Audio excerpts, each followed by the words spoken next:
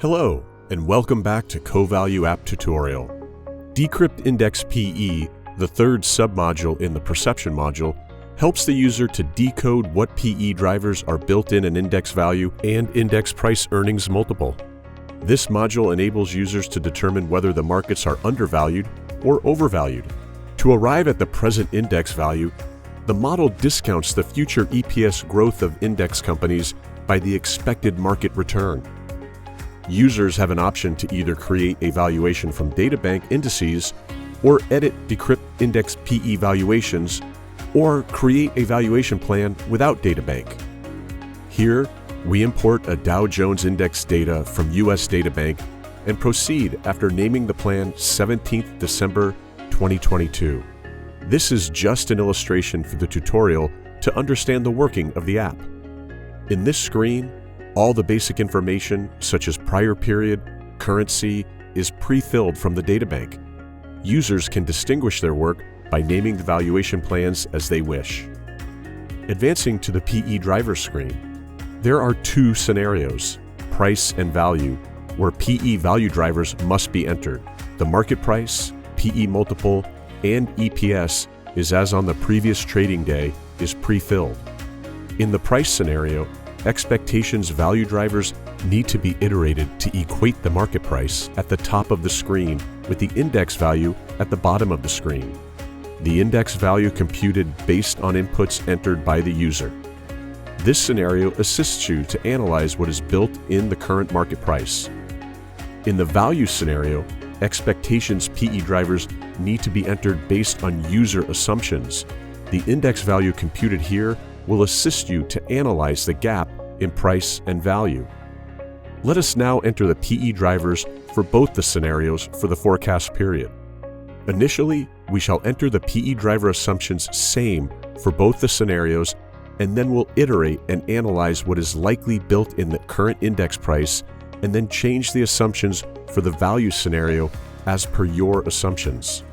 For Dow Jones Index, let us initially take a forecast period of 5 years for both price and value scenario, followed by the risk-free rate, which is 3.49%, as per the latest 10-year Treasury bond yield as on the date of this exercise. Users can refer to history icon on top right corner of the screen to view the U.S. Treasury bond yield for 10, 20, and 30 years. Let us begin by entering same values for PE drivers under both scenarios. For historical data on each value driver, please refer to the history icon on top right of the screen. We have assumed expected inflation rate to be 3.25% during the forecast period. The expected inflation rate should be less than the risk-free rate. There is an alert if this exceeds the risk-free rate. The user may wish to proceed despite this alert. As you can see by clicking the EPS under the history section on top right of the screen, Dow Jones has been compounding earnings by 6.75% during the past 5 years, 7.54% during the past 10 years. Let us assume a 6% compounded annual growth rate of EPS for the next 5 years for both scenarios. We now refer by tapping the expected market return in the history icon. The computation as per the app is 10.15% for forecast period. We input 10.15%.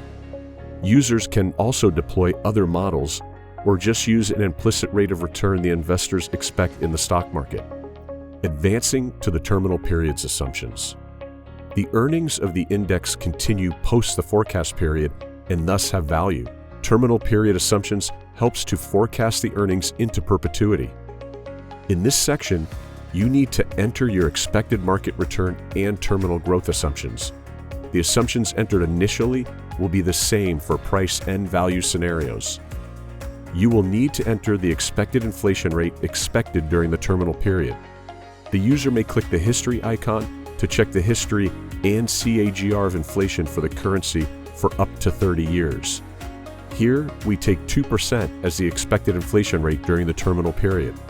Ensure that the risk-free rate is greater than the expected inflation rate, as generally, the Treasury yields should incorporate the expected inflation rate. Here, we take 2.25% as the risk-free rate during the terminal period, This is assumed as inflation of 2% plus real interest rate of 0.25%. Expected market return. Enter the expected market returns during the terminal period. Users need to refer the history icon to view computation. The expected market return for Dow Jones is computed at 8.90% as computed by the app. Users can also deploy other models or just use expected market return, which is an implicit rate of return the investors expect in the stock market. Before you enter the terminal growth assumptions, you will need to be clear how you want the earnings to grow. If you expect the earnings to grow at terminal growth rate, then enter the inflationary growth and real growth assumptions.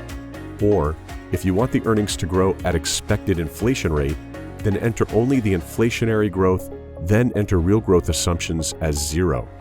Or, if you want the earnings to remain constant, then enter 0 for both inflationary growth and real growth.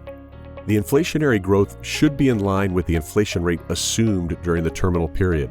This essentially is the earnings power of the index and its ability to keep up with inflation. The user may click the history icon to check the history and CAGR of inflation for the currency for up to 30 years, and also refer to the inflation entered during the terminal period. Here, we assume Dow Jones inflationary growth will be 2%, which is as per the expectations entered during the terminal period. The real growth expected into perpetuity should take into account the country GDP growth rate, industry growth rate, and the world GDP growth rate. The user may click the history icon to check the history and check the CAGR of GDP growth for the country and the world for up to 60 years. Here, we assume Dow Jones real growth in earnings to be 1.5%. You will need to ensure that the terminal growth is not greater than the expected market return of the index. Now let's compute. As you can see, the index value is slightly lower at 32,583 than the current market price of 32,920. So we need to iterate PE drivers to equate the equity value per share to current market price and change the CAGR of EPS to 6.25. The index value is now computed is 32,934, which is close to the market price of 32,920. Now we know what's built into the Dow Jones index price. The market is discounting a compounded growth of EPS of 6.25% for 5 years. As we had kept identical assumptions for both price and value scenarios, we need to change the PE drivers in the value scenario based on our assumptions to analyze the gap in price and value. Here, we revise the forecast period to 10 years and net income CAGR from 6% to 7.5% for the forecast period. The index value based on the assumptions comes to 38,231. This shows that based on the assumptions, the Dow Jones is undervalued. Users can also use their own expectations of returns to arrive at a fair value and change it to understand the impact of expected market return on the index value. On this screen, users can view the computations of index value and 1-year PE forward based on the discounted earnings model. Users can view the Decrypt Index PE report for each scenario and also check out the future value of Dow Jones from 1 to 10 years from now. In the value scenario, this will be 87,642 in the 10th year after adjusting for dividend yield. Users can email the reports from here and share the valuation plan with other users in the app format. Thank you.